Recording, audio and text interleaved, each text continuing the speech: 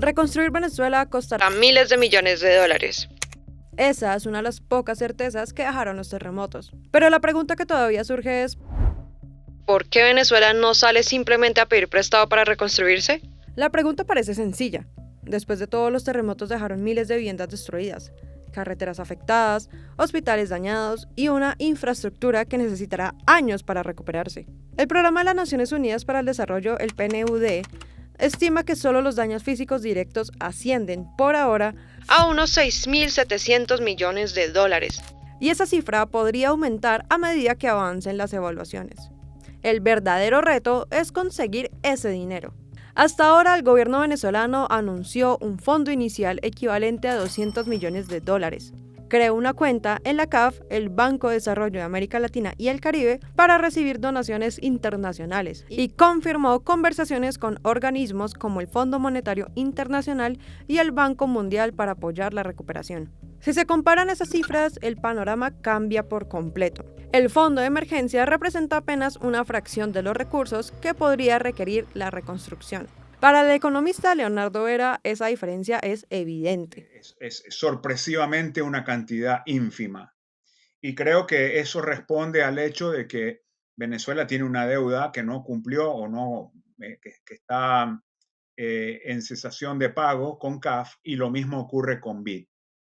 Ahora bien, en ningún momento he pensado que Venezuela debe buscar financiamiento en los mercados voluntarios, es decir, en los mercados privados, es decir, como emisión de bonos y colocación de bonos en Nueva York o en Londres, como lo hace cualquier economía emergente en los mercados privados.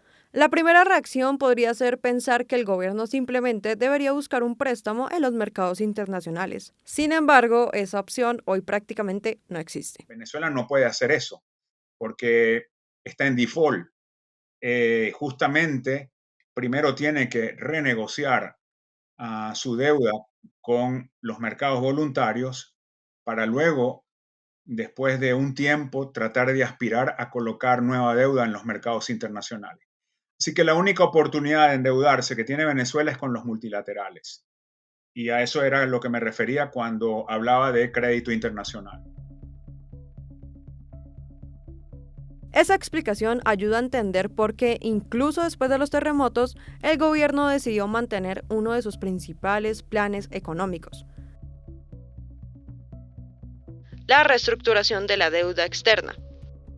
el vicepresidente sectorial de Economía, Calixto Ortega, aseguró que el análisis sobre la sostenibilidad de esa deuda ahora incorpora el impacto económico del desastre y que ese proceso busca crear el espacio fiscal necesario para financiar la reconstrucción. También afirmó que recuperar el acceso al financiamiento internacional deberá de normalizar progresivamente la relación de Venezuela con las instituciones financieras y con sus acreedores. La reestructuración no significa conseguir dinero de inmediato. Lo que busca es resolver primero un problema que lleva años acumulándose. Aunque el gobierno no ha publicado una cifra oficial, Transparencia Venezuela estima que la deuda externa supera los 170.000 millones de dólares.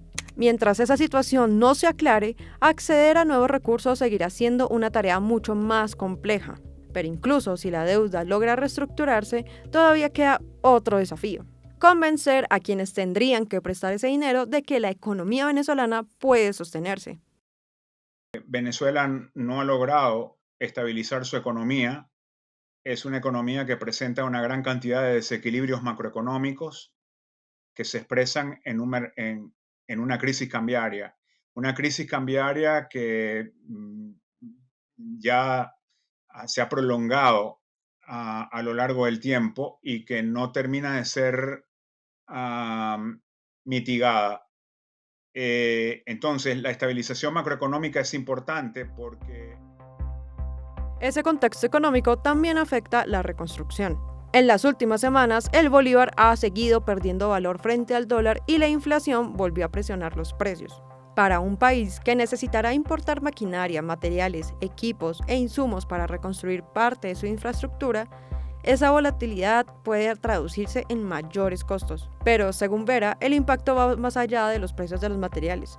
La falta de estabilidad económica también dificulta cualquier negociación con los acreedores. es muy difícil llegar a un acuerdo, por ejemplo, con los acreedores si vas a un proceso de negociación de deuda, cuando la economía no ha podido estabilizarse, porque evidentemente eso condiciona a los acreedores, los lleva a pensar de que mm, ningún acuerdo puede ser factible, porque el país no estaría en condiciones de repagar, dado que no puede estabilizar su economía. Los terremotos llegaron además en un momento en el que la economía venezolana comenzaba a mostrar señales de recuperación. Sin embargo, ese escenario cambió.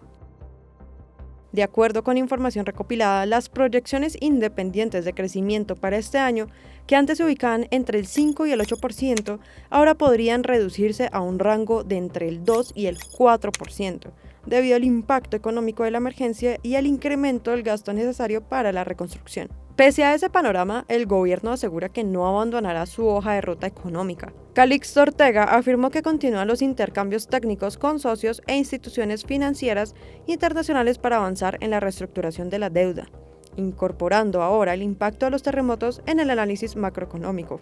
Según el funcionario, ese proceso busca recuperar el acceso al financiamiento, atraer inversiones y generar el espacio fiscal necesario para impulsar la reconstrucción del país. Así, el desafío para Venezuela no consiste únicamente en reconstruir viviendas, hospitales o carreteras. También pasa por recuperar el acceso al financiamiento. Porque hoy el país necesita miles de millones de dólares, pero solo puede aspirar a conseguirlos si logra avanzar en la reestructuración de su deuda, estabilizar su economía y recuperar la confianza de quienes eventualmente tendrían que prestarle esos recursos. Y ese proceso, según coinciden las señales que muestran tanto el gobierno como los economistas, podría ser tan complejo y prolongado como la propia reconstrucción.